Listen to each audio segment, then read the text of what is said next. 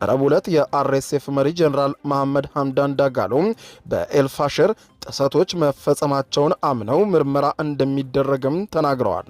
ከአንድ ቀን በኋላ ደግሞ አንድ ከፍተኛ የተባበሩት መንግስታት ድርጅት ባለስልጣን አርኤስኤፍ አንዳንድ ተጠርጣሪዎችን በቁጥጥር ስር ማዋሉን ማስታወቁን ተናግረዋል።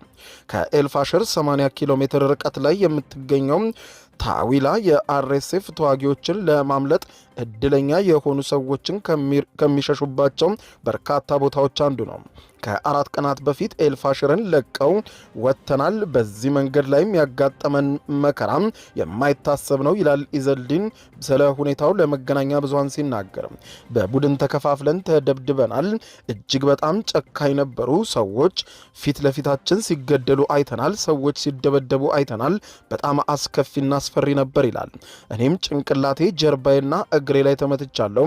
በዱላ ተደብድቤያለሁ። ሁላችንን ሊገድሉን ፈለጉ። ነገር ግን እድሉ ሲፈጠር ሮጥን። ከፊት ለፊታችን የነበሩ ሌሎችም ታሰሩ በማለት ይገልጻል። ኢዘዲን በአንድ ህንፃ ውስጥ ተጠልለው በሌሊት እየተንቀሳቀሱና አንዳንድ ጊዜም ለመደበቅ ሲሉ መሬት ለመሬት እየተሳቡ ከስደተኞች ጋር እንደተቀላቀሉ ይናገራል። ንብረቶቻችን ተሰርቀዋል። ስልክ፣ ልብስ፣ ሁሉም ነገር፣ ጫማዬ እንኳን አልተረፈም፣ አላስቀሩልኝም ይላል። ለ3 ቀናት ምግብ ሳንበላ ስንጓዝ ቆይተናል። በፈጣሪ ምህረትም አልፈናል ይላል። በታዊ ላይ የሚገኙ ሰዎች ለቢቢሲ እንደተናገሩት ጉዞውን የሚያደርጉ በተለይም ወንዶች በተለይ በአርኤስኤፍ ቁጥጥር ስር የመዋል እድላቸው ከፍተኛ ነው። በተጨማሪም ተዋጊ ወታደሮች እንደሆነ የሚጠረጠርን ማንኛውንም ሰው ኢላማ ያደርጋሉ።